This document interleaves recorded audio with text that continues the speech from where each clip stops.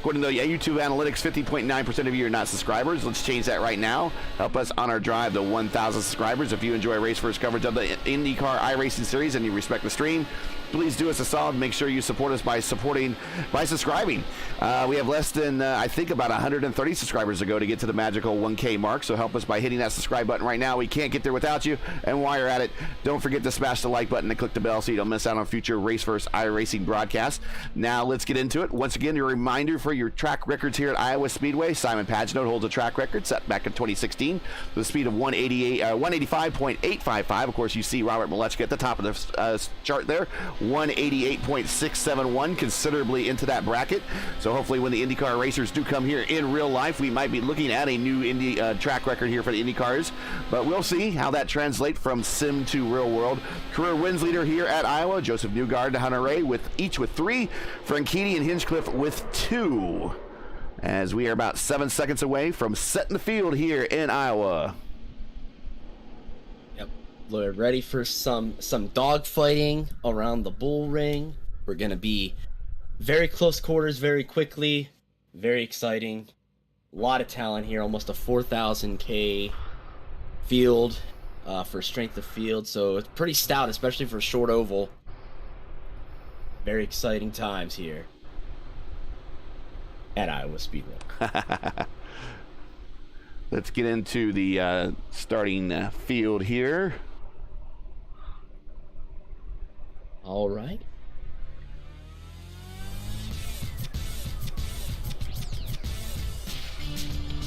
On the pole, he said with that considerable lap that he turned, and a late entrance, so I think he surprised a lot of people. Robert Malechka III, the 16.9. Trying to keep pace and not too far off. Hugo Olsen, P2 at the 17th flat. Marco Aurelio Brazil, P3. Rashid Craig, P4. Trey Shadid, one of our regular guys that we see in the Monday Night Indy Fixed broadcast, P5. Jesper Orman in P6. Moving forward, one of the other IAR cars, Chris Wilhite in 7th. Kashiro Shiba, P8. Matt Hollenbaugh, P9. Matthias Kraus, P10. Heio Matsuda, P11. And Richard Crozier in 12th. Right, now in 13th, we got Laura Gerhardt. Number 14, starting in the mid-pack, Will Lyon. Be sure to see him move up through the field as he's been making stronger and stronger performances every oval race. 15th is Kevin Burrell again. Him and Lyon. Watch them kind of work together coming through. 16th, Justin Petzauer. Good to see him from the broadcast, and I believe happy birthday. Happy birthday, yeah. All right, 17th, we've got Patrick Savasi. If I messed up that name, please let me know. Number 18, Jason Walat. Number 19 is Dan Piazza. Principal Dan making it another appearance again. 20th, David Henger. 21st, Robin Lennox. 22nd, Dave Buchanan. And then not posting qualifying time, we've got Cabral and Bright on the last row. But overall, we have about half a second between top to bottom. So this is going to be very competitive.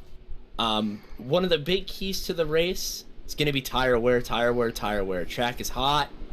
Got very tight corners. You got a little bit of progressive banking, so if you run that inside line, you're gonna fry the tires a little bit more generally, depending on your setup. So it's gonna be really interesting to see how everybody kind of works through the field.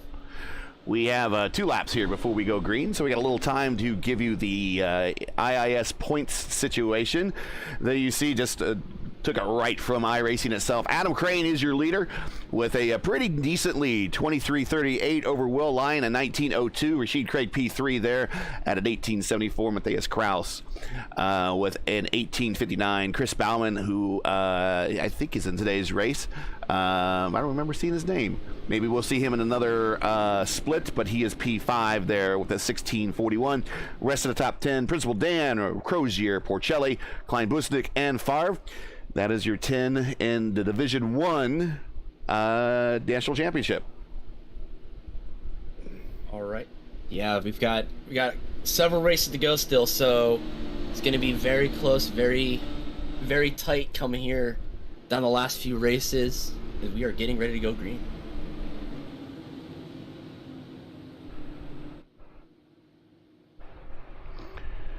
Pace car off the track.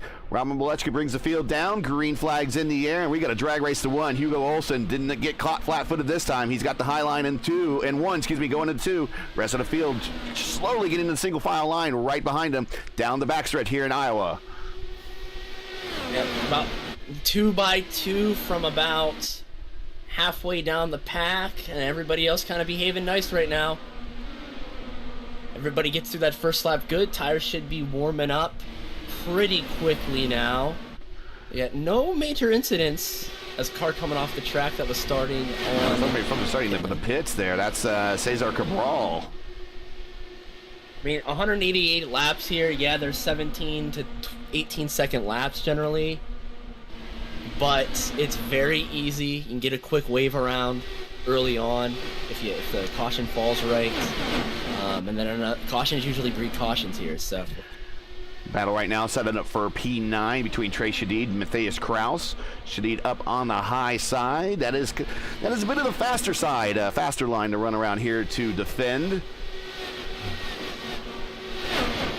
It's going to be really interesting as the race develops too. And it's not just with the tire wear, but beautiful crossover there. That's what I was talking about though. You got that faster, generally able to defend better line on the high side. However, you can set up a move and cut down, especially in 3 and 4. If you can hit that line perfectly, hit those marks perfectly right on that seam, it almost rotates the car a little bit. But you do have to be careful, because if you do ride that line, there's a little bit of a bump on that inside line.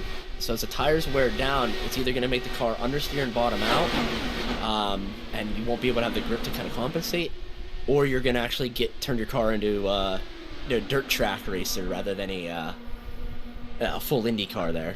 Here comes Will Lyon getting around Matsuda for 11th as he's worked his way up from pretty far back. Says he has a pretty good race set up underneath him so far, at least early here. 8 laps of 188, so 180 to go, a long ways. Thanks for joining us, and thanks for being a part of this Friday 2 o'clock top split broadcast here. Iowa Speedway during the day is going to be hot and slidey here, and this track does make it a little bit easier to try to get around. Progressive banking starts at 12, 13, and up at the tie line. We see a lot of these cars trying to conserve those tires way up there. 14 degrees, 7/8 of a mile oval. Like you said, laps are over in 16 to 17 seconds, just like that. A lot of chatter right now, just monitoring the radio. A lot of chatter between drivers. Nothing bad at all. I think they're just kind of getting thrown off by the track conditions a little bit. A lot of people are just either like the dirty air. Oh, is that a car that I just saw spun around? Yeah, see, just that is David Hinger, I believe. Also in the pits, showing Steve Buchanan in the pits. So both of those guys off to rough starts here early. Unfortunately, that's going to be Buchanan's day done. Yeah, day done. He's disconnected. Tough break early on. But yeah, the track conditions, like I was just saying, going to catch people out pretty quickly, especially if they haven't done a lot of practice with these hotter temps. Well, and it seems no matter what series you're in, you could be the fixed series, you could be in a league, you could have the open here. It seems pretty universal that these cars getting loose off of 4 and as well, not just 4, 2 and 4 seems just to be nature of these beasts. Yeah, it's the way that the car kind of winds out from the banking. You put so much load on that right rear. A lot of these drivers, especially, like Malechka, Olsen, Brazil, your top like 7, 8 drivers, they're all stout drivers, but especially on the ovals there, they're gonna put a lot of weight jacker, which adds pretty much rotation to the car. But you're also going to be burning up and putting weight on that right rear as it loads. So the more that happens, the more the tire gets heated up, and the way iRacing models tires, the more heat you have, it's going to exacerbate your tire wear. So, yeah, it's just, like I said, it's just the fine line of dealing with that and then dealing with the change of transition from the banking. Pretty decent battle looking at here for P3 between MAB and Rashid Craig. And a good battle looks like we got brewing back here for P4. Is Holland Ball and Chris Wilhite. Chris Wilhite up 1 spot. Holland Ball up 4. Yeah, I wouldn't be surprised right now. It looks like the field is spreading out a bit. Groups of 2 and 3. Yeah. You know, fuel strategy could play a part in this race. It's better to save early. It's almost like another car is spinning coming off the backstretch. That's Patrick Salvasi. Looks like let's go back in time here in the Wayback Machine just real quick. See what happened to him coming off of corner number 2. Oh, very lazy spin. Didn't even make any contact, but that's going to definitely cost him some track position. Here he is coming into turn 2 exit, and whoop, there it goes right on around. So pretty typical of these cars that we see here in turn 2 and turn 4. Yeah, if you have, again, talking about that weight jacker, if you're trying to adjust it just to get a little bit better turn in, you're going to have to keep that in mind if you have to hold a lower line. Our leader, Robert Moleshka, MN3. Our M3 is already in lap traffic. He's put down Cesar Cabral yet another lap. And looking at Russell Bright now in front of him as the next car that he will have to challenge. So even with this size of a car field, which seems pretty manageable, it doesn't take very long before these guys are getting in the lap traffic. Yeah, I know in the fixed races and the open races generally took about only 25 laps to start hitting that traffic. Yeah. And you're gonna feel that dirty air. Like iRacing has kind of changed the drafting model and the way the air flows to reduce the dirty air effects, but it's still there, especially with these high downforce cars. So just gotta, if you're Robert right now, you gotta keep your nose clean. Kind of almost like you're on a dirt track again. I'll make that analogy just because of the short track. Ooh, he didn't expect to go side by side with the car in front of him that time, but managed to get the pass done. Going to put another car a lap down. I believe that's Jason Wallet. Yeah, but that's right there. That's a prime example of what I was talking about. You know, keep the nose clean, get a little bit of air on it, and it's, you know, your car will do the rest, and just trust that the setup you have under you that you've been working on is going to just stick. Like I said, it's gotten a little bit better, but especially, again, and you'll see this later in the run as the tires wear out, and right off of the pit stop with cold tires, you're gonna get a lot of push out of 4. Apron is very, very slick here, especially on exit with new tires. Oh, Molechka looking in the high side of Principal Dan. Dan knew he was there, tried to give him room, had a massive push, but is going to let him on by to complete that pass. Principal Dan, in my brief conversations with Dan, he is not much of an oval racer, but he has given it his all here at Iowa Speedway. 7/8 of a mile oval. Looks similar to Richmond if you're familiar with other racetracks around the world in this configuration. The Richmond International Raceway and Virginia there. And in fact, it was actually kind of modeled after Richmond in many ways, but in many ways also a little bit different. Banking's different, progressive. The track's a little bit larger, and the best thing really about Richmond is that even though Indy cars have raced in Richmond before, the racing is more friendly at Iowa, specifically because one of the places right here where you see Robert coming off of turn 2. Richmond, the exit off of 2 pretty much dumps you right onto the main straight and almost empties you into the turn 2 wall. Not so much the case here, but if you ever see IndyCar races at Richmond, you're going to see a number of incidents of cars smacking that turn 2 wall on exit. We have a pretty pretty good battle for P10 right now. Let's go take a look. Trace and Will have been going at it for about the last 3 laps. And that's gotten, I think, Gerhardt and Matsuda to actually close back up to them. And they're even dogfighting for 12th and 13th. So we've got a great battle for the top 10 going on here. Mid-pack battles all the way through. You're watching from 10th on back to 13th. And actually, Crozier is going to sneak into the picture here very shortly in 14th, while all 4 of those ahead of him are kind of weaving around trying to find the best place to pass and fly in formation. About halfway through the run right now here, too. You're gonna start seeing tire wear go a little bit more.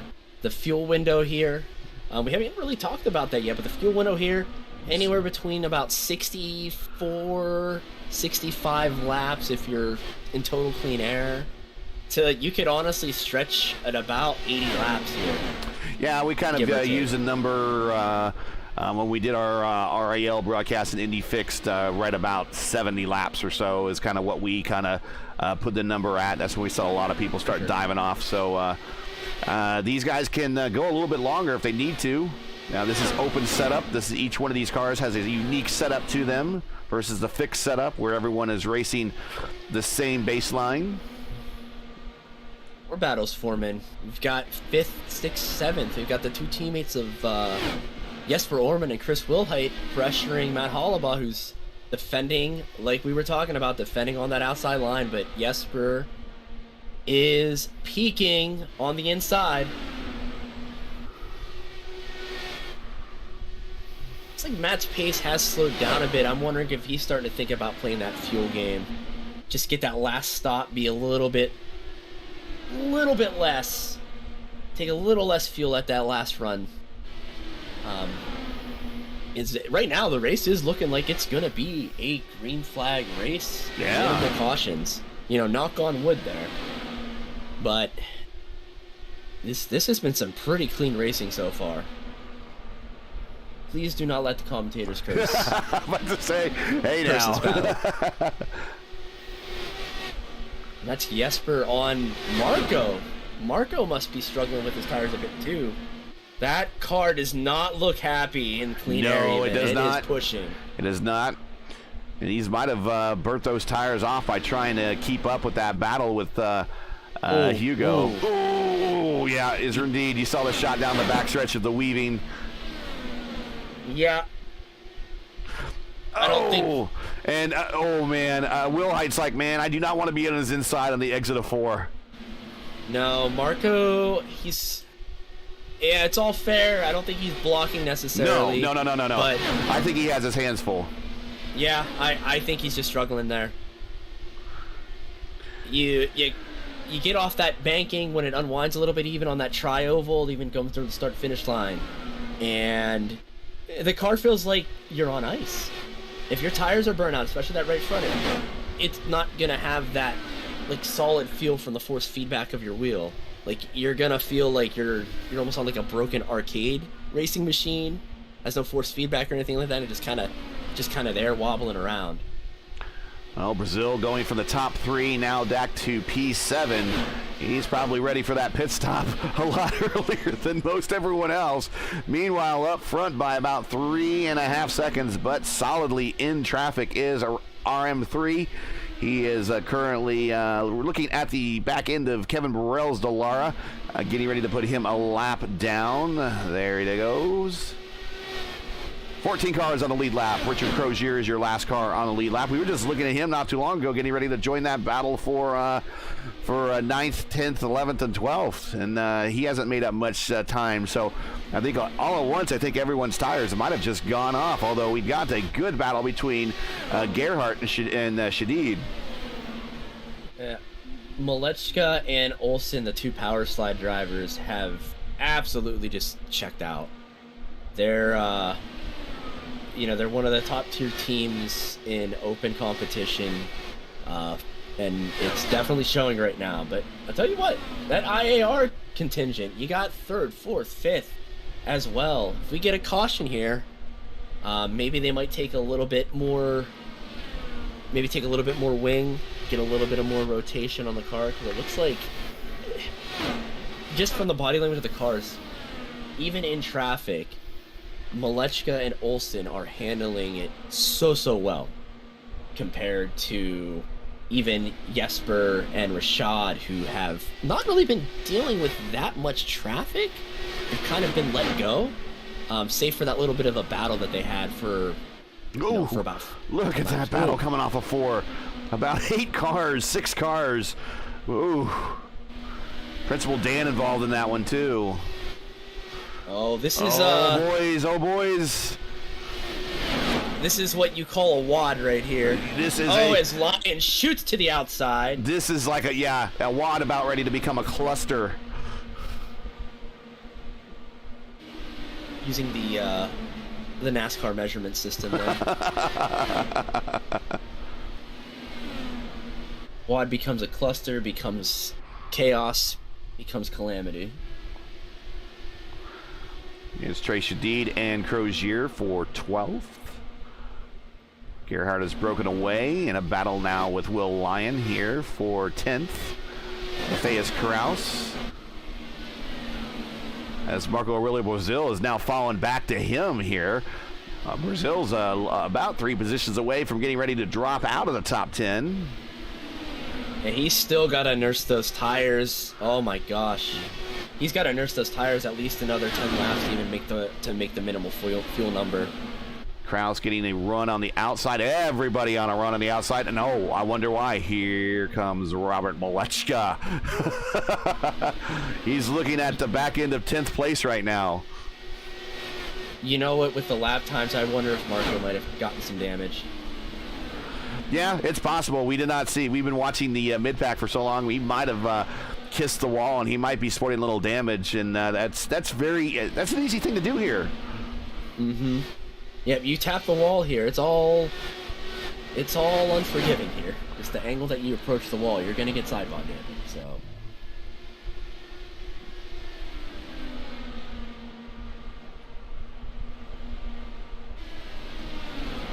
All right, we're gonna be having pit stops starting pretty soon. I heard Pet Sour on the radio calling a pit in next time by. A little early for the window, I think, but the overcut's so strong here with the tire wear.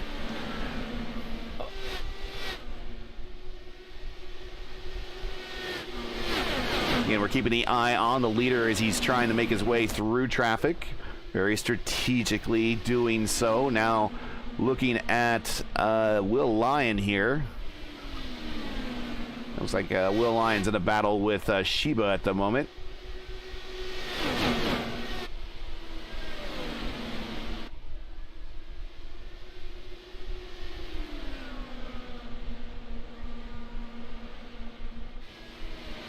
Got battles all over the track. Yeah, it's the beauty of short track racing. Yeah, and it's tough to keep an eye on where everything is at the moment, but we want to keep a look on the leader about his progress because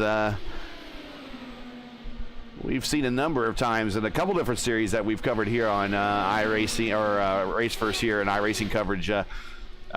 Sometimes the leader doesn't always get the respect that they probably should get on the racetrack, and sometimes get taken out. So we want to make sure that we follow Robert all the way through.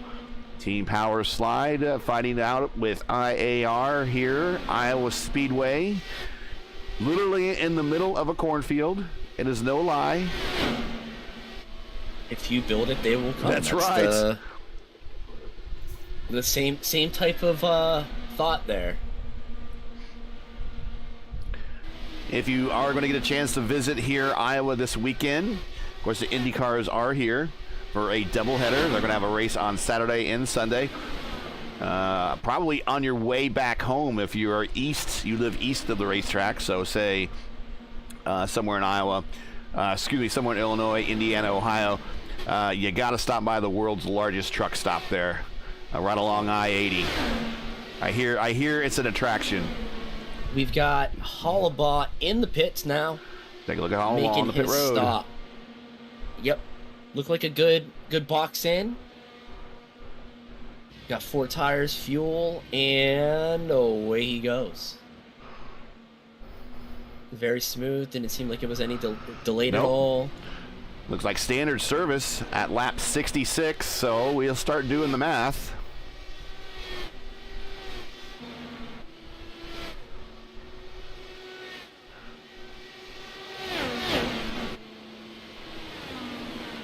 That's still almost a 3-stop race there.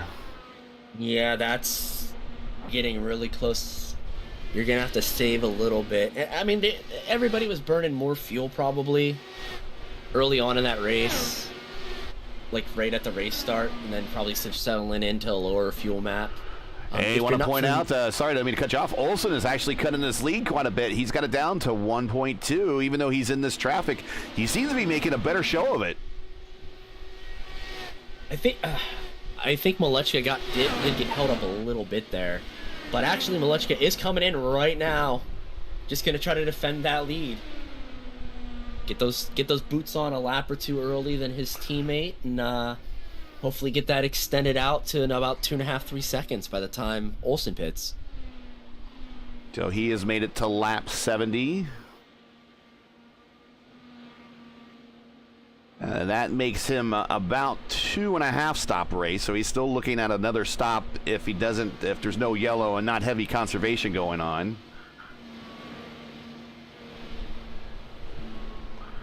Watching him going up on the jacks. Simple service, hits his mark, down and away, back underway. He will go down a lap, just the nature of the beast here at Iowa, but he'll rejoin the field in about 11th spot. Jesper Orman now is your leader. The one bad thing about pitting, especially at a place like this, you go 1 to 2 laps down here. If you get trapped, if there's a caution, if somebody hits that apron the wrong time, your race... Uh-oh. Something happened. Okay, Rashad is in. Rashad and Matt Hollabaugh almost got into it there for a second. But, showing 3 cars out now. Showing Cesar Cabral has retired. I think Sheba is making a slow turn down. Yep. And getting ready to start their stop. Not an easy pit in here under any circumstance here at Iowa, is it? No, it's one of the most difficult here. But yeah, thank you for tuning in. Mark, Drew, Hazel, Matt is also watching as racing as Jesper. We're just talking that that transition down to the apron. There's no grip on that apron, so as soon as Gerhard doing the same thing and got a little squirrely coming down. Here comes Will Lyon. Here comes Matthias Kraus. So they are all completing stops at 76. Let's do the math here for them real quick. That's still, I mean, they're going to have to do some fuel conservation if they want to make it in 2 stops. It's going to be really hard to make it in 2 stops. Crozier now is the leader. Crozier is working on lap 77. Ooh, a little twitch there off of 2. And he now comes off the banking onto the apron, keeping it underneath him, making that a little extra turn. So it is not a gradual turn on the pit road. You actually have to crank the wheel a lot more to the left in order to make that entry off the apron. Yes. And if you crank your wheel too much, you're going to just lose all grip because your tire's going to get overheated, or you're going to spin the car. Right. Like, it's just that simple. Like, it's such a fine line coming onto any short track pit lane, but here especially, it's pretty crazy. Malechka is out in first. Yep, he's cycled back to the lead. Jesper Orman in P2, Hugo Olsen in P3. So Orman has jumped Olsen and jumped him considerably, as it looks like. I'm going to take a look back as you're following the action, see something might have held up Olsen, or...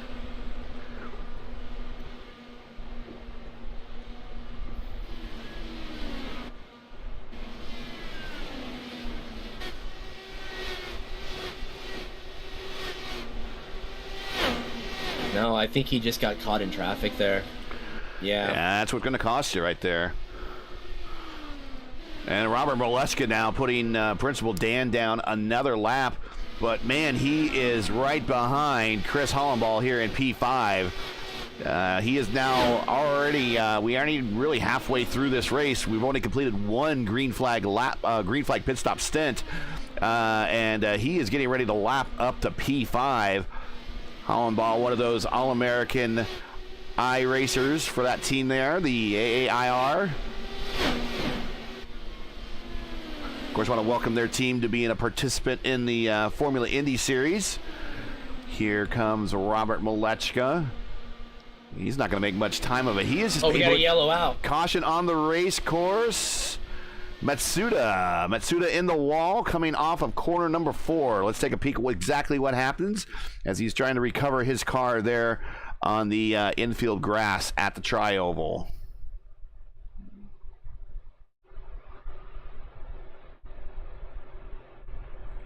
Wow, it happened not too far with some other leaders with the Shadid and Gerhardt there, but let's watch this at speed. Off of 3, down low, a little bit of a twitches again. Then the back end lazily comes out. Oh, and that's not, that actually was Rashid Craig, not Gerhardt there, but Craig, let's, while we got time, because we know everyone's probably going to hit pit road again, let's ride along board Craig there. And show you what a Code Brown moment looks like from a driver's point of view. Oh! And just like that, pucker up. Yeah, it was about 4 inches of space there. Like I couldn't even fit probably my whole hand in that space. That was really good. Really good reactions though by Rashad. I don't know if we get a better look here on the Race First One airship piloted by TC. TC bringing us the action well above the race course. Man, it's inches, literally inches, and a heartbeat. The netcode gods were smiling. Oh yeah, definitely, for sure. That could have been very easily been a netcode issue. Well, now field is under caution under the command of the pace car and Robert Molechka. Robert is staying out. He's decided that he's going to stick to strategy versus give up track position. Right now there's only 5 cars on the lead lap. Like I said, he was getting ready. Oh, now he peels. No, that's actually the lap traffic peeling off right there. So he's going to stay out. That's going to allow I think Justin Petschauer to pull up right next to him. Yeah, if you're Robert, you've been in clean air most of that stint so far. Your tires, they're going to be burnt off a little bit. Yeah, and you're only 17 laps into his stint, so it's not like he's been out there for ages. I'd rather keep my competition pinned a lap down. You have almost the whole field lap down. There's some dangerous people that are a lap down as well. You got Cray, you got Lyon, you got Gerhardt. They are all 1 lap down. Brazil is there as well if his car's fixed. You want to keep that advantage because all of your competition, there's no wave around here if you stay out in front. Well, and there's a difference between Orman and Molechka. We're looking for P1 and P2. Right now, he's just now passing pit entrance as Robert Molechka. Orman, he's still in the middle of 3 and 4 just in this procession. So Orman's got himself, even if we do go green and none of those cars pit in front of him, I think he's probably got about 4 or 5 cars he needs to pass even before thinking of getting to Molechka. In the meantime, Molechka's got clean air, and he's going to sail away. I'm just kind of thinking, looking at the laps that everybody came in, it might be able to make this on 1 stop. Like, everybody should be able to, but the problem is you do have to save a little bit. Yes, and this caution is definitely helping for sure. Yeah, especially the cautions here are pretty long. They're actually, I think, like usually 5 laps. Yeah, because of how short the car or how short the track is. but still, there's going to be, especially on Robert's end, he's going to have to save a little bit more. Just a little bit more, because, yeah, you'll be able to make it, but you're still going to have to take, you want to take as little fuel as possible on that last stop. Because tenths here are amazing. Oh, no. I'm sorry, I'm listening to the chat here. I'm listening to radio, and Marco said his tires on the last stint, it wasn't damaged. His right front had 11%, his right rear had 6%. Wow. He must have had the bars set really stiff in the rear and that weight jacker up high. Wow. He must have been really leaning on that thing.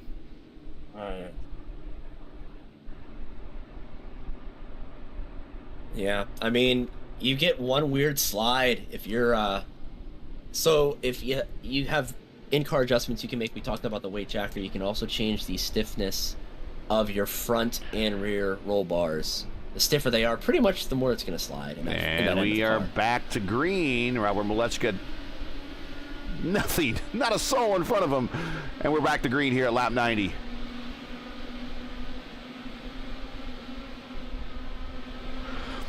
We'll actually keep an eye here on the battle for second. This is where Orman, Olsen, and Wilhite all in direct contact with one another. Hollenball is right there. He's got one lapped car in between them. Three of the biggest squads, three of the more successful squads on all of the IndyCar iRacing service, right here battling out the front. Team Powerslide P1, IAR P2 and 3, P2 and 4, Powerslide again, now up to P2. And then the All-American Internet Racers in P5. So it proves that if you're with a well-established team that can get a good setup out there, it's going to serve you well. Yeah, especially oval racing, it's just matters of tenths and even sometimes hundredths of a second. So your setup is just a little bit off. If you're maybe carrying a little bit too much drag, you're gonna feel it. You're gonna feel it, especially over a longer run. We'll see once these tires get up to temp, see how the early to mid-run actual development of their cars continues. Because I again, good example is Marco. Had great pace early on those first 20-25 laps, but it was such an aggressive setup. Yeah, he smoked them off. Yep. And that's probably in anticipation of cautions. I was not expecting. I'm right there with you. And it is very reasonable to expect cautions and early cautions at Iowa just by nature of short track racing. And that just didn't come. But it also says a lot about these guys' skill sets. You see these races with these high I-rating drivers. Sometimes they can be crash fest because everyone is that competitive and is that aggressive. But then also you get in these other races with these high I-rating drivers, and they're just smart. They're just bide their time. And this is probably one of those races where you're going to see that, because the race, I think a lot of the race distance has a lot to do with that, being that it's 188 laps. So it's a lot longer than open, and it certainly is considerably longer than what you see in fixed. For sure. I'm just taking a peek and seeing who the biggest movers are the biggest mover that I have is actually Will Lyon in P7. Even though he's down a lap, he's up 7 spots from where he started. And Russell Bright back in 17th, he's up 7 spots from where he started, which was dead last. He's up to the 17th. A little bit of has to do with attrition, but hey, you know what? You still got to drive the race. That's right. They are races to the end. You have to make that finish. Part of it's driving fast, but part of it's also driving smart. So yeah, good on both of them. The old Netflix show there with Formula One, Drive to Survive. It's more than the title. It's more than the title. And Robert Malechka, very leisurely, shifting down the 4th, up the 5th now as he reaches end of the back straight and that turns 3 and 4, back down the 4th, peeking off the nose of his Dallara. Very, you can hear the rhythm. It's rhythmatic. Yeah, every downshift that he's making in the corner there, it's just to help that car rotate a little bit, keep the RPM range up, keep that power on those rear tires, just to make it a little easier, save that right front a little bit more.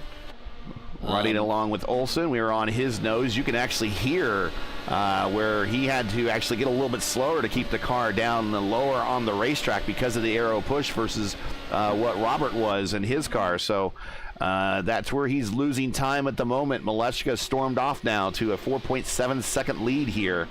Lap 104 of 188. Thanks for joining us here on Race First.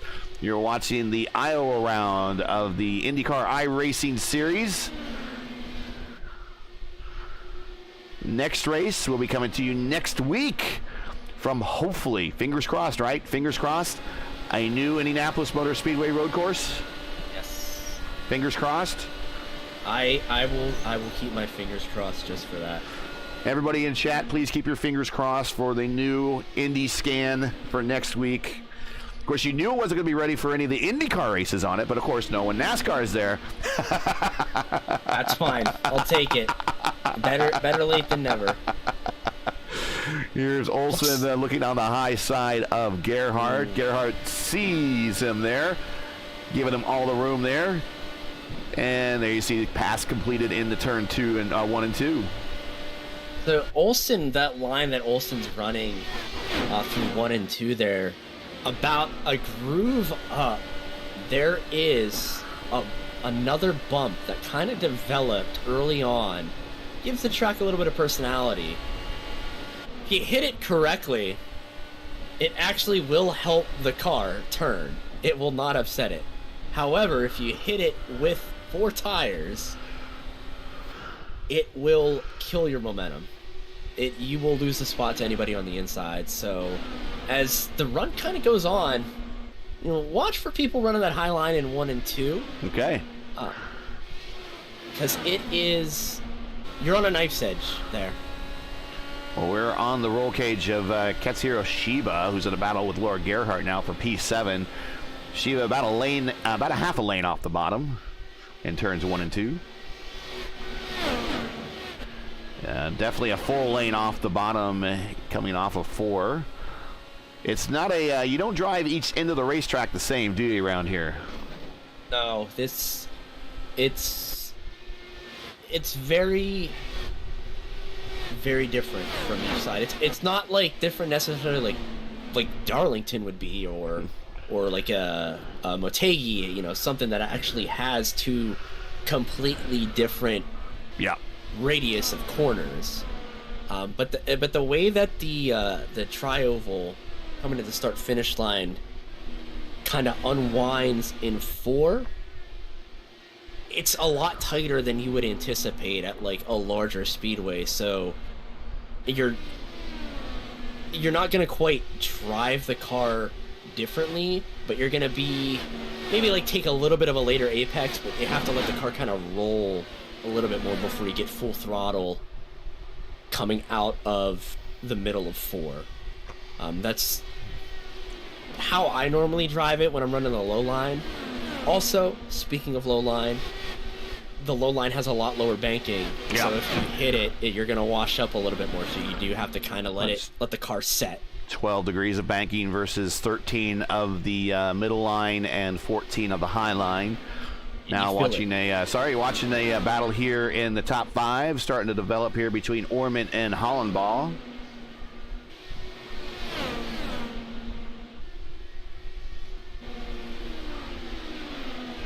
This is developing pretty quickly, actually. And Matt, as you see, running that high line, hits that bump a little bit, had to get out of the throttle there. Over in the middle of 1 and 2. But that high line's going to save his tires a bit more. 3rd, 4th, and 5th, not that far apart from one another right now on the racetrack. At least in the same picture almost on your screen there. There ALR. Yeah, the more Hollenbach can kind of just keep that high line to himself. There you go. That's the right way to run that. you hit those inside tires, like right where the crease is, it'll just set the car for you. But if Matt can just keep running that high line, they give him that air, we're going to get to the last 10, 15 laps of the stint. He's just going to fly. There you see the fastest laps of the race so far. Malechka purple, 184.135. Only car in the 184 bracket.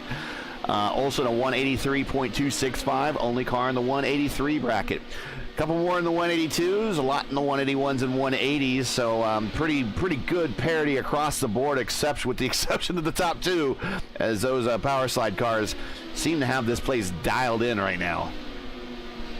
Yeah, they are in a league of their own. I know early on in an earlier session, I think of IIS actually, as there are a couple different sessions during the week. This is just the featured, usually high strength of field race that occurs. Another power slide driver, Mr. Alex Van de Sant, lapped almost the entirety of the field on a nearly green flag run. So those power slide drivers, they have that set on lock for these conditions right now.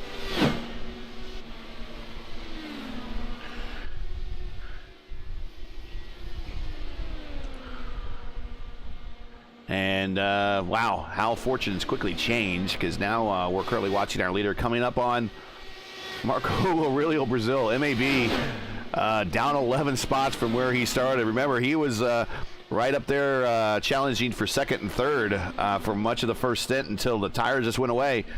He's going to go down another lap.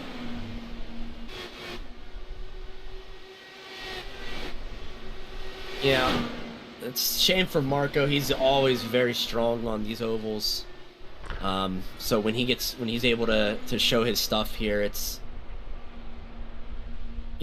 always it's a case of he's got the speed, he's got the charisma, he's got the knowledge even, but I feel like just something happens every time. I feel for him. He's got that pace, and it showed early on. But 2 laps down, it's tough. You might be able to get the wave around if you get a lucky caution around now, middle of the stint. But to get 2 laps at a place like this, it's almost incomprehensible to get that. Well, if any Brazilian fans are watching, if you do enjoy Brazilian stock car action, check us out on Thursdays, 9 p.m. Eastern, where we have Stock Carnival de Brazil series. It's an 8-week series, currently 2 rounds in. Next round is coming up at Fuji. That's 9 p.m. on Thursdays. Check us out if you are a fan of Brazilian stock cars, because we have a good series running here on Raceverse. Right now you're watching top split of the IndyCar iRacing Series here at Iowa Speedway, where your leader is Robert Malechka, who's pretty much dominated this race.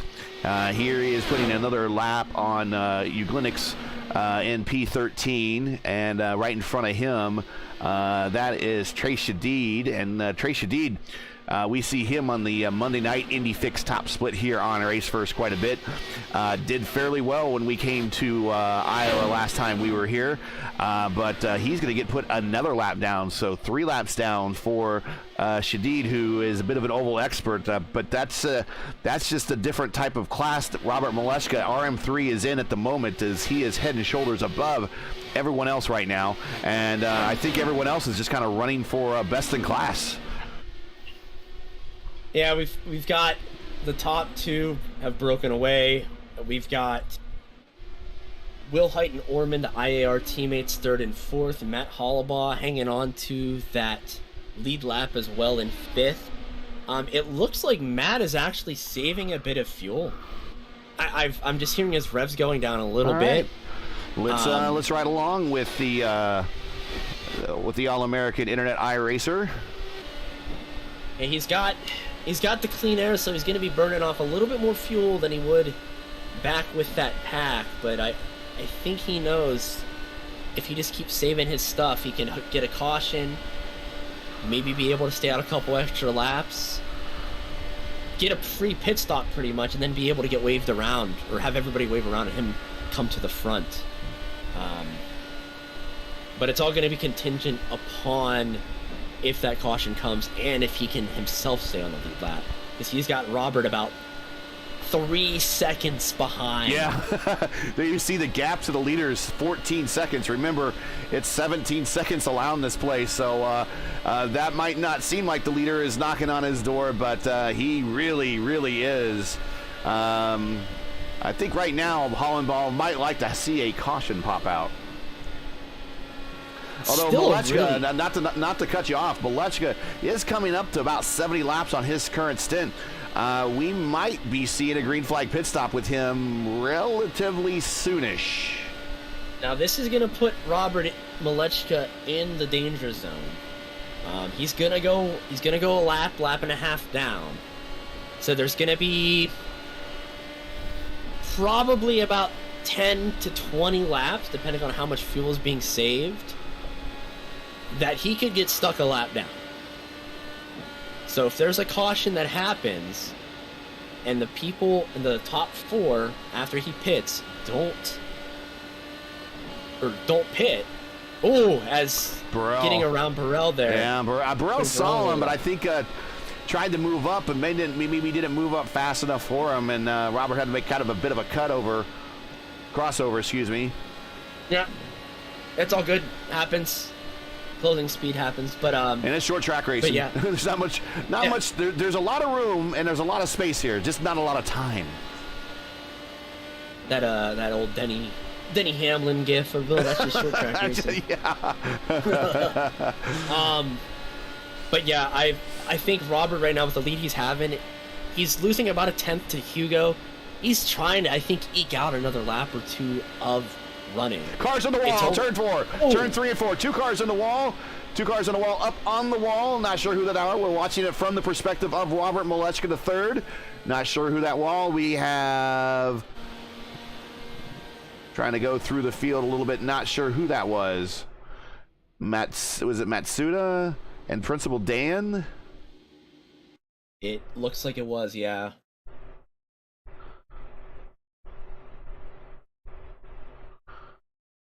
Or was Principal Dan coming to pit road anyways? I'm not quite sure who was in that battle. Matsuda was on pit road. Was it Eugenics was coming to pit road? Was it Sheba? I think it was Sheba.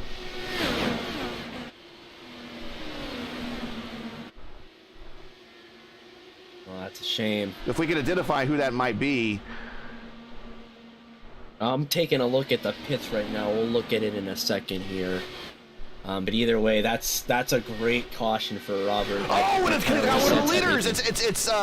It's Jesper Orman and Sheba getting in contact going into turn 3. A little bit of actually, I think there was netcode involved, but man, the luck of let's ride along with Orman.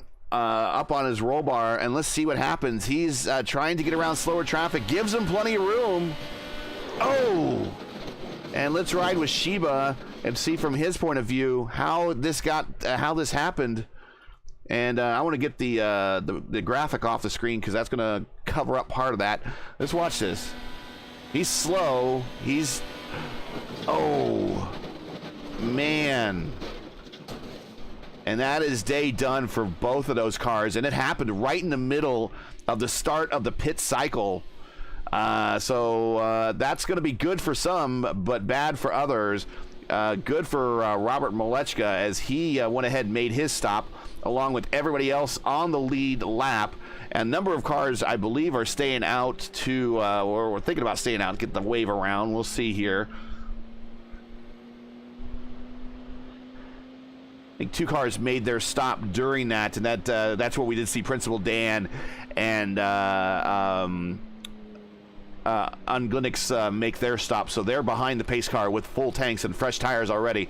They'll get a wave around, and that will bring them, I believe, only... well, Dan's going to be 5 laps down, and Rob will be 2 laps down when they get the wave around. Again, if you're not familiar with IndyCar racing, this is your first time watching it. IndyCar does not have a lot of the gimmicks that you see from other series. When I say gimmicks, lucky dog. There is no lucky dog here at IndyCar Racing. There is something called the wave around. The wave around is those cars that are not immediately on the lead lap or behind the leader.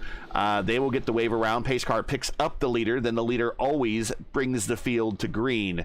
So all the cars in front of the leader will get the wave around. So those two cars you see with about 2 laps to go will get their wave around, and they will be to the back of the field. But that's also going to put 4 of the cars now. We did have 5, but with Jesper taken out, top 4 are now all in direct contact with one another. I'm gutted. I'm absolutely gutted. I am too. I absolutely am too. I just, he was biding this time, and probably thinking about making his pit stop very soon. They were running the perfect team race, him and Chris, to get a really good finish there and actually just keep themselves in contention. But Chris and Matt are friends. Actually, Matt just got on the radio and said, "Wow, this caution just saved my butt." But they're in contention here. Any 4 of them can win. And it's going to be full bore to the end here coming up. Like, no saving, no need to worry about, dealing with traffic individually. Everybody's going to kind of hit everything all at once. Yeah, we're coming to 40 to go. That will go by really, really quick here. There's, you see the 2 cars getting the wave around, Principal Dan there and Rob getting the wave around, so they will get to come all the way back around to the end of the pack. Yeah, they kind of lucked out on when they pitted there. That was really, really good.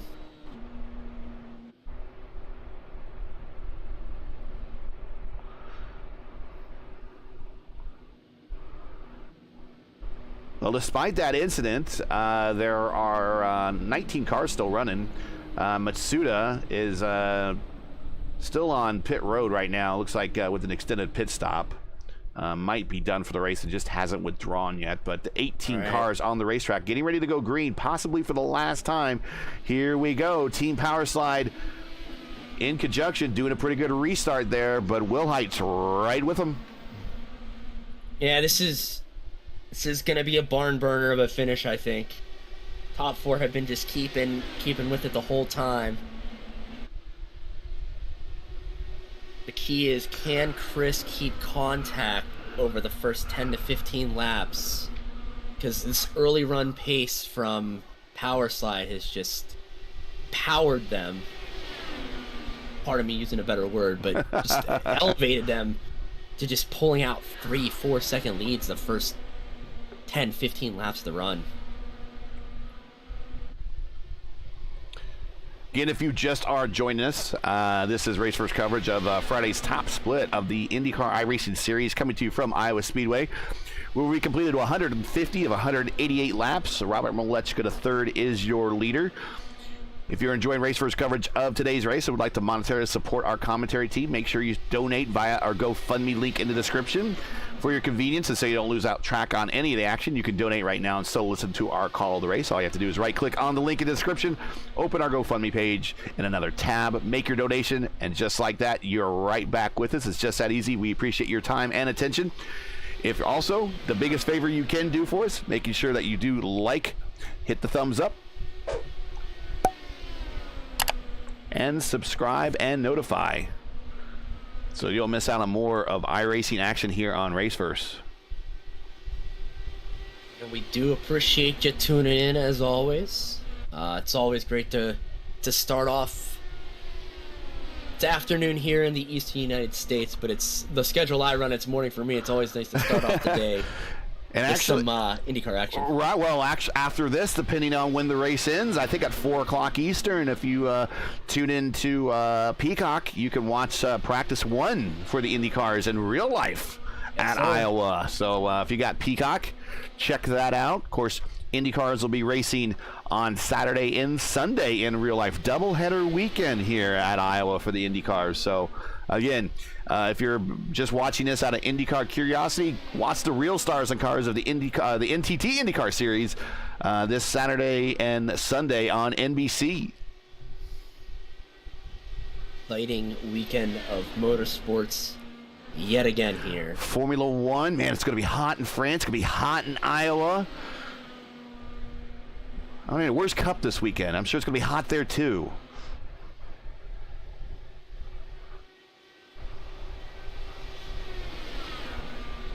Now watching the battle between Olsen and Malechka. I don't think really Olsen's pushing the issue very well here, and I don't think he has to. I think he just needs to keep him right there in the middle. Right there in the middle of a screen. And Cup Series is also in my neck of the woods, too. It's in Pocono, a couple hours away from me. Ah, yes. That's been hot there, too. It's actually been all the way through the Midwest, from Texas up to about Wisconsin, Minnesota has been pretty hot all the way through the East Coast.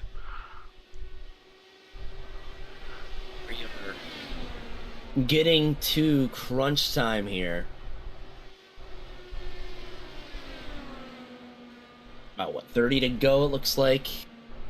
29 to go, depending on where you are in the field here. Yeah, real quick, here is your top five. It's Malechka, Olsen, Wilhite, and Hallball. They are all on the lead lap at the moment. Will Lyon, here is Will. He is the first car one lap down. He is currently in P5. He's leading, let's say he's best in class for the rest of the race, while the rest of the guys are in a whole zone of their own. His teammate Rashid Craig right there in P6. Richard Crozier, P7. Matthias Kraus, P8. Laura Gerhardt, been in the top 10 pretty much all day very consistently. That is a good run, P9. And MAB, well, it's kind of survived it a little bit. He is up to P10, despite having that first stint fall off where he only had 6% left on that right rear tire. Yeah, that's a good recovery. It could have been a lot worse. He could have kept tumbling down, but yeah, it's good to see him start to make up some positions. But yeah, big shout out to Will Lyon there, up 9 now from what was looking to be a pretty dismal points day for himself, but it's just keeping him in the hunt there. Yeah, he is the big gainer of the day. There's actually 3 big gainers of the day at the moment. Uglinix in P12, also up at 9 spots. There you see him in that beige and olive green colored car. And Russell Bright, again, started at the rear of the field, but driving to survive in that Lotus-sponsored Dallara. He is up 9 spots to 15th from where he started. Always good to see big gains like that, especially at a place that is as close as it is. It is hard to pass. It is hard to make an overtake stick, just because of the way crossovers work. And this is where it's going to get interesting, folks. Right here, your leader is in lap traffic while being pursued. Oh! Principal Dan, I'm not sure, either didn't know he was going to be there that quick. Maybe Rob threw it down there and didn't expect him to throw it down there. But Dan almost came down on him. Yeah, Robert, took a little bit of exception to that. I think just a little chirp on the mic there. Nothing egregious, but was just like, oh. Well, I've seen especially some of these other drivers, and I've raced with a lot of these guys on the Lionheart series, that a lot of these drivers really like to dive down and send it in there into the corner entry. And especially if you're not on pace, or if you're just trying to run your own pace, maybe you're slow in but faster off. And then the next thing you know is, well, they're right behind me. They're gonna, I'm gonna give them room in the corner. No, they're not gonna, they're not gonna wait for you to give them room. They're gonna go ahead and take the opening as they see it. They'll dive it in there, and then next thing you know, they're underneath you.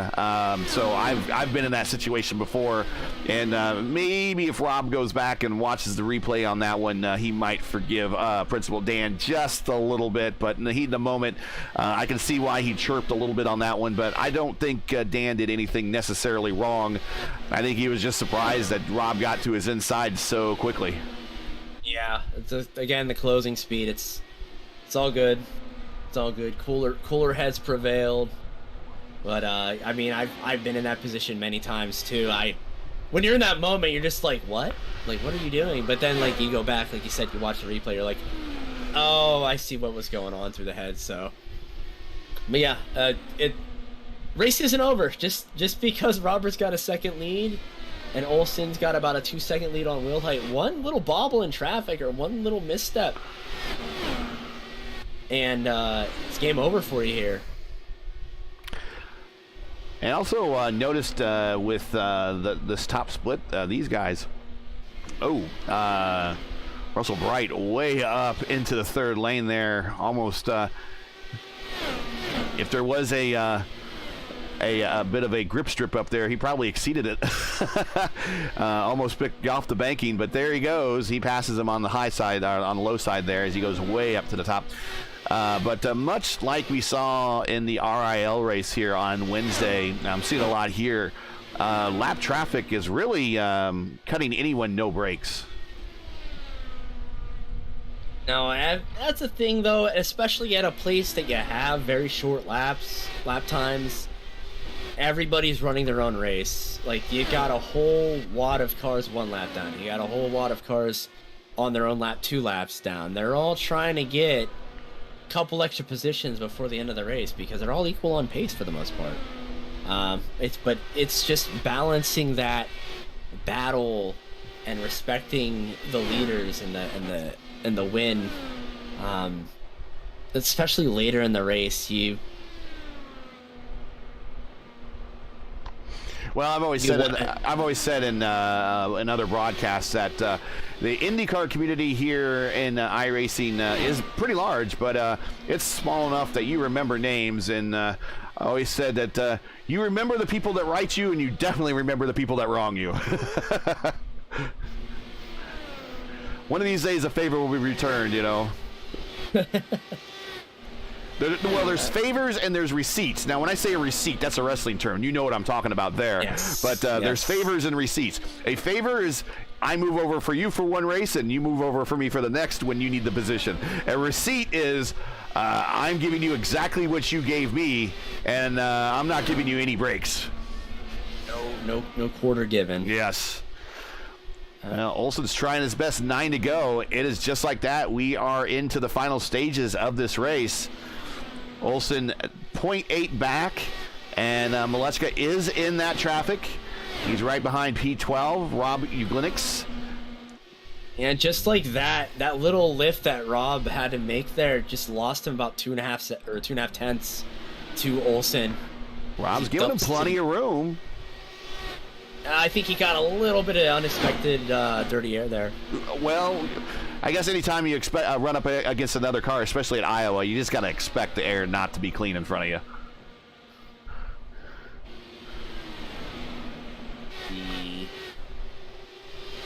See how Olsen handles this as well. Rob really, Rob was getting taking a high line there, giving him lots of room.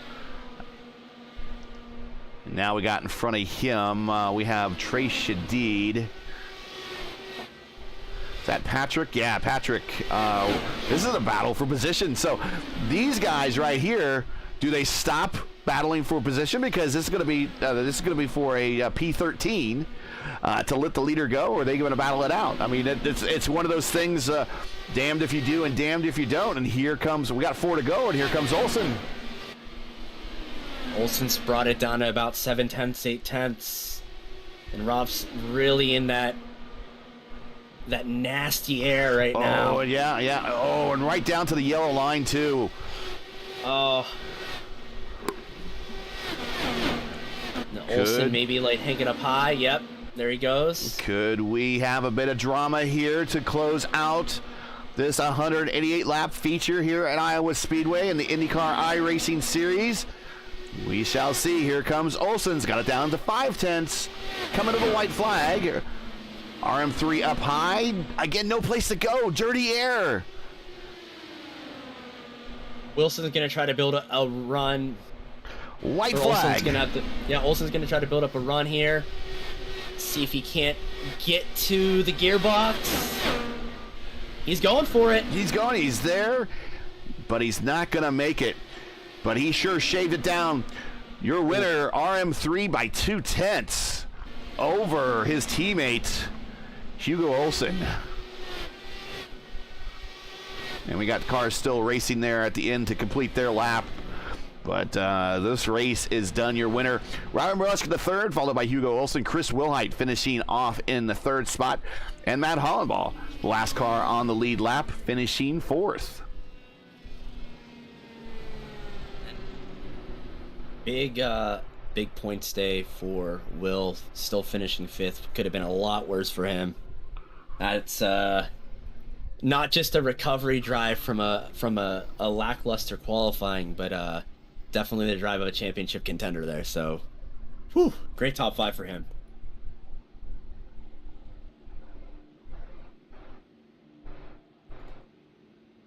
And let's take a look at tonight's final standings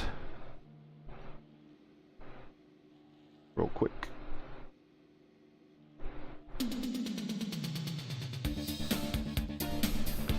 There you see it, Robert Malechka, your winner.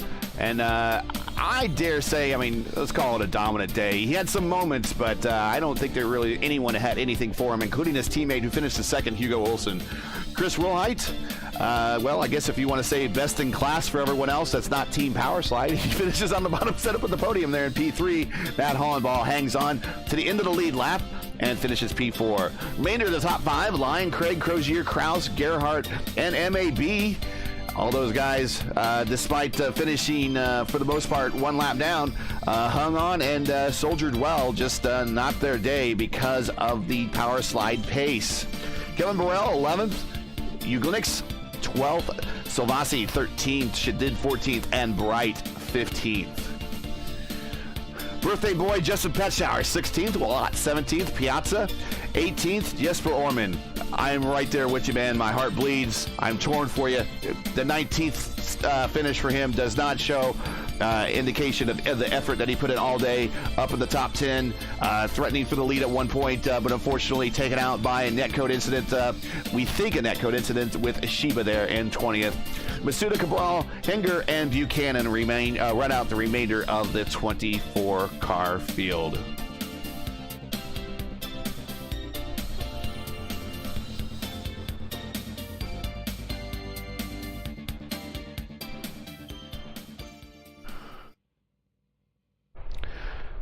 All right, let's take a look and see if we got anybody. Oh yeah, we got everybody in the interview room. So who shall we bring up first? We will bring up Chris Wilhite in just a second.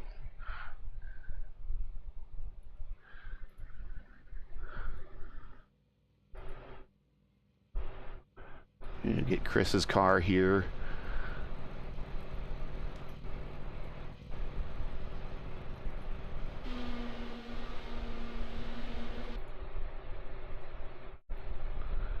And we will bring him in just now.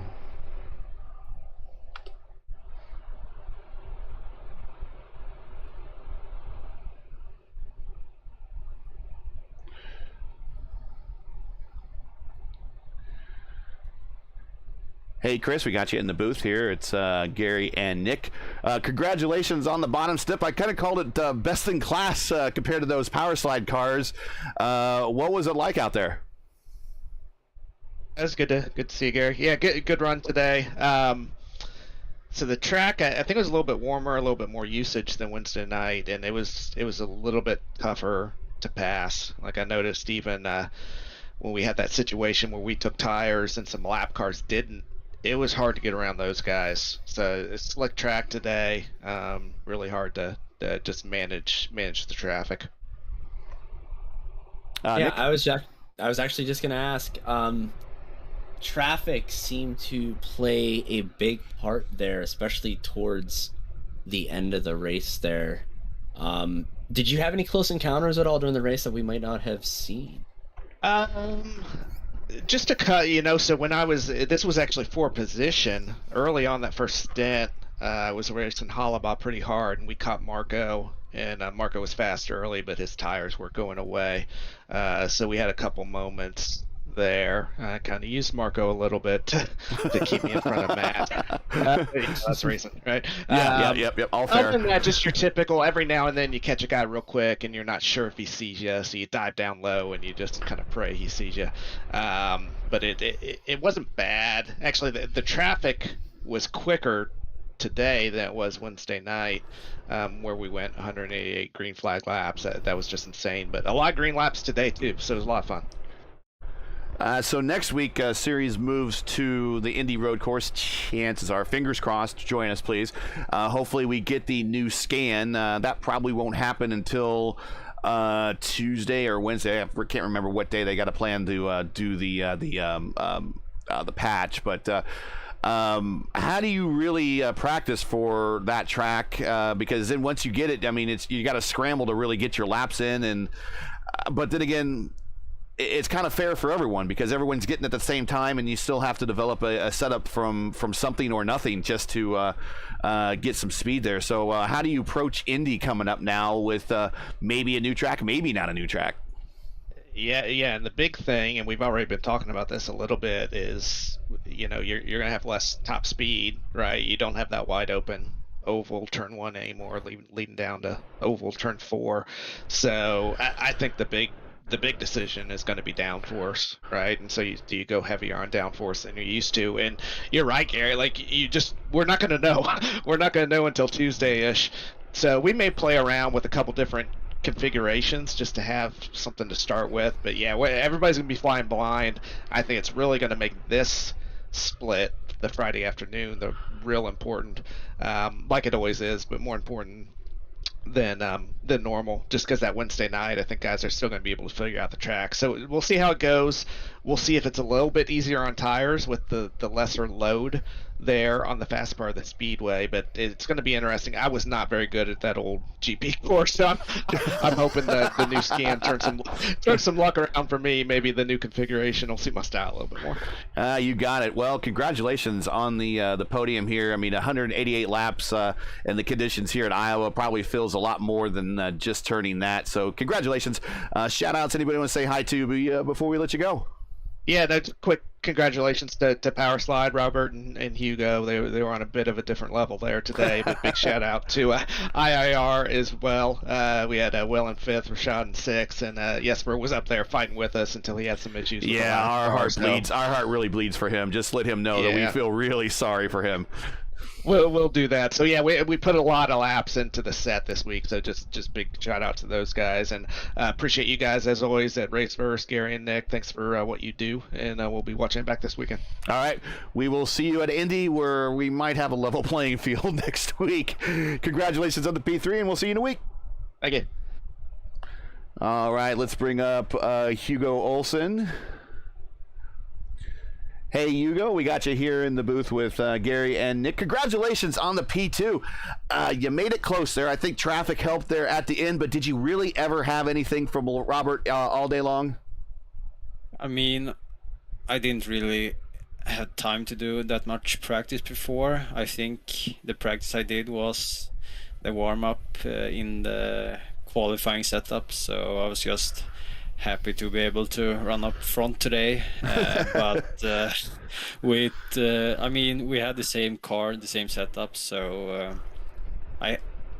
if I would have gotten by him, like, it's quite tough to pass with the dirty air, but if I would have gotten by him with the pit cycles or something, I think I could have been able to hold him off, but it was tough to get close, even though I could hang close behind him on the fresh tires there in the last stint. I was trying to save my tires, but yeah, nothing really there at the end. I say, speaking of the end there, Hugo, that was a great chase down. I know Rob was dealing with the traffic there at the end and trying to be safe, but honestly, the pace that you were making, another lap or two, you would have been right on his gearbox. Did you think you had a chance there at the end? Were you pushing over the limit there?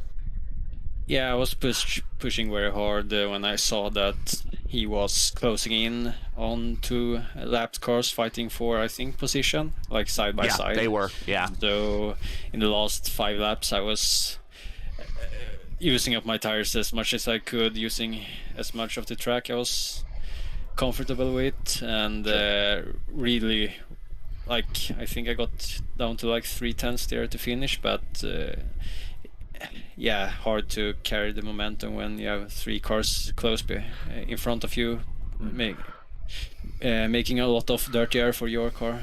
I was rolling the super high line in turns 3 and 4 and getting really good exits, but yeah, I couldn't really do anything with it. Yeah, they were giving you all the clean air in the world, and you made the most of it. But that was a heck of a run nonetheless, though, and it's always good to have you making an appearance here in the IIS.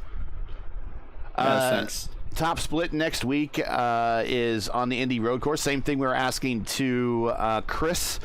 Possibly, again, with all hope that we might get the new Indy scan next week. How do you prepare for a track that hasn't even been released yet? You mean for my teammates that will run the Monday night open race? It's going to be really hard for them. I think they're going to have less than 1 day to test a new track, learn the new couple of corners, all the new curbs and all that stuff, and also adapt the setup for the new track. So for them it's going to be not a lot of preparation, but if I'm able to do a race next week, I'm hopefully going to have more time to prepare in the car and learn the track. Fair enough. Before we let you go, P2, I'm sure there's people that you would want to say hi to at home, so go ahead and give your shout-outs. Well, mainly to Power Slide Motorsports for all the work we and everyone on the team are putting in with the setups and group sessions and all that stuff. I think in the past we've struggled on short tracks like Iowa, but last couple of months we made improvements, and I think it really showed today that me and Rob could run up front. Okay, well, congratulations. Hopefully we see you next week at Indianapolis, and until then, have yourself a good weekend, and don't forget to watch the IndyCars on Saturday and Sunday. Yeah, thanks, and thanks for the broadcast. No problem. All right, let's bring up RM3, the winner.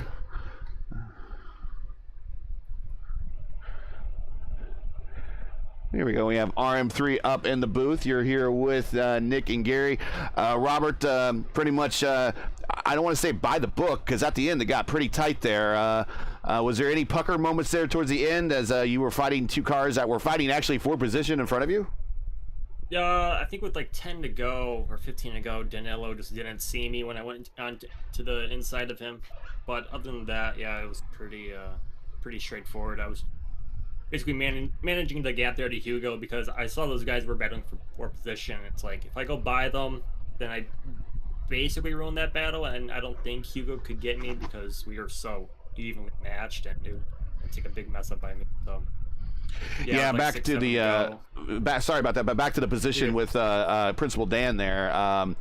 That's what we were thinking is that you kind of snuck in on Dan there, but probably faster than he thought. And then the next thing you know, he probably looked in the mirror, saw you behind. Next thing you know, you're alongside. I'm like, I can understand in the heat of the moment, while that probably looked a little iffy back on replay, it probably didn't look that bad. So it was a close moment. So I'm glad you got a chance to look that back, because I don't think that was anything too malicious. I think you just snuck in there because you were so much faster than everybody, which really was the story of the day. You've had to have everyone up to P5 lapped.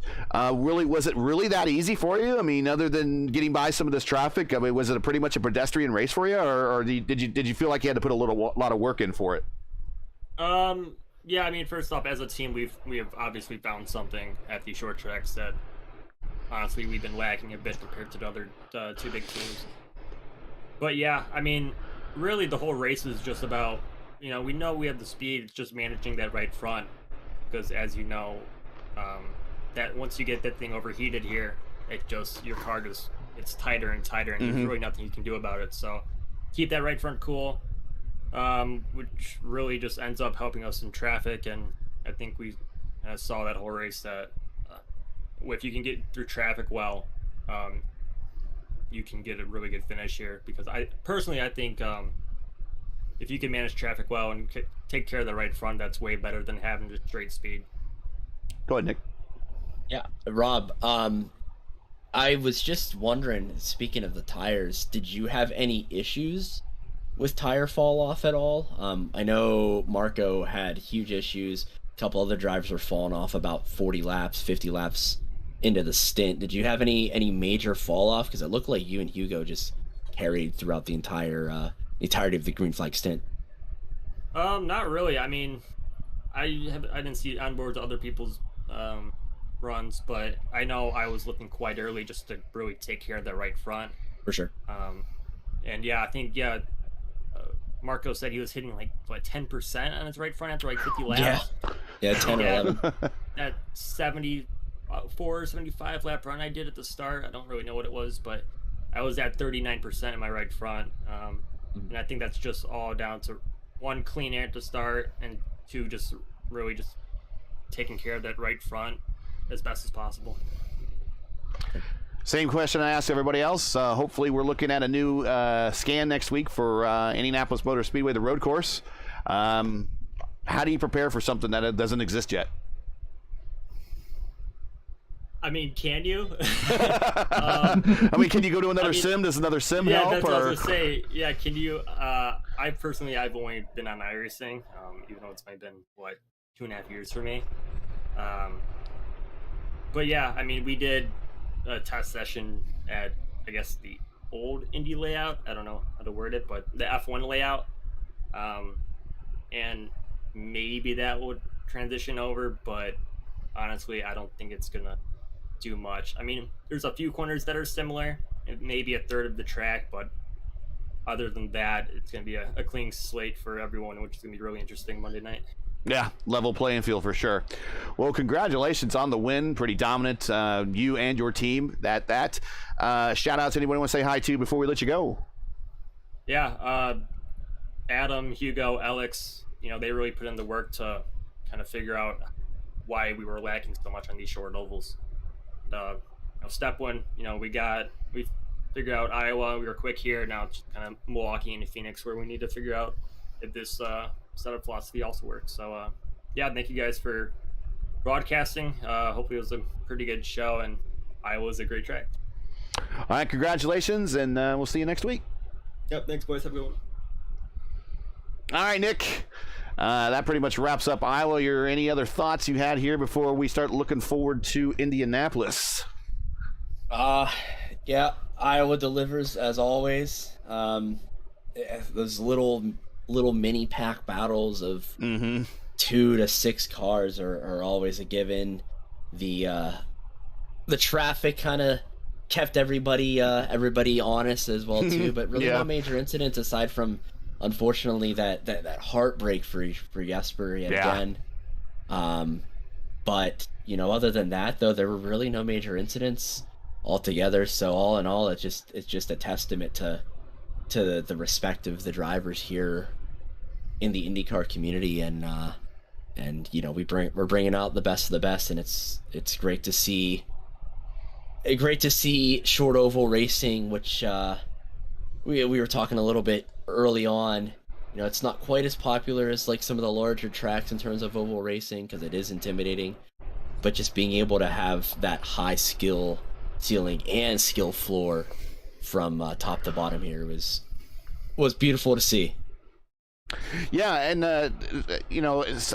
short track racing and tracks less than a mile is definitely an art that is rather acquired, not necessarily learned, especially with Indy cars, because the roots of Indy cars, a lot of people think that less than mile tracks were kind of a staple of the Champ Car days back when USAC had the sanctioning body, but really until the Indy cars returned to Richmond in the mid 2000s there, that was the first time in like 60 years that they ever got on a track that was less than a mile, because all the USAC Champ Car tracks for the shortest you went was 1 mile. So the fact that they're bringing back even further brand of racing going into the AAA days, these guys and these cars definitely suit this track very well, and they put on a pretty good race today despite all the traffic and everything, but it was a dominant performance by the Team Powerslide guys up front, and I think it was just best in class for everyone else, and Will Hyde on back.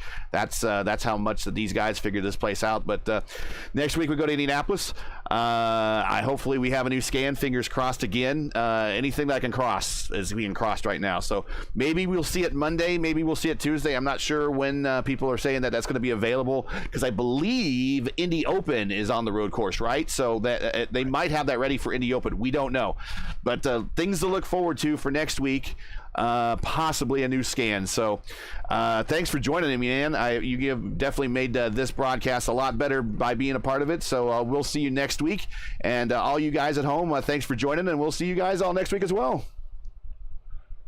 Let's get on out of here. So that's it for today. Once again, your podium from Iowa is RM3 is your winner. Hugo Olsen is second. Chris Wilhite finishes third. Join Raceverse again next week for round 12 of the IndyCar iRacing Series, coming to you from the racing capital of the world, Indianapolis, and hopefully the brand new Indy road course. Coverage should begin roughly approximately around 2 o'clock p.m. Eastern time on YouTube. Again, that's 2 p.m. Eastern on youtube.com/Raceverse. As always, check the official iRacing schedule or our channel for the correct time in your area. Hey, we love bringing these races to you, but they're not easy and require time and money to produce. So if you share our passion for the sport of IndyCar and enjoyed our coverage of the IndyCar iRacing Series, please take time to visit our GoFundMe page. The link is in the description, and donate to our IndyCar iRacing broadcast series, or excuse me, iRacing Series broadcast fund. We realize times are tough, so any contribution would be greatly appreciated. We thank you for watching and making us a part of your Fridays during IndyCar race weekends every time they race.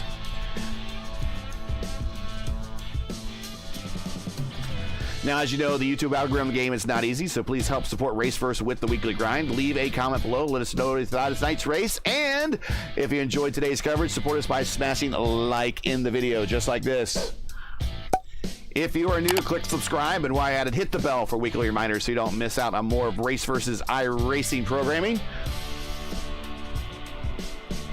And keep your browser set here for the most in-depth IndyCar knowledge on all of iRacing. Raceverse, we know what Indy means. For business inquiries to learn more about Raceverse and what we do, visit raceverse.com or follow us on Twitter. You can follow all of us on Twitter with our handles right here at the bottom of the screen. Raceverse, myself, and Nick.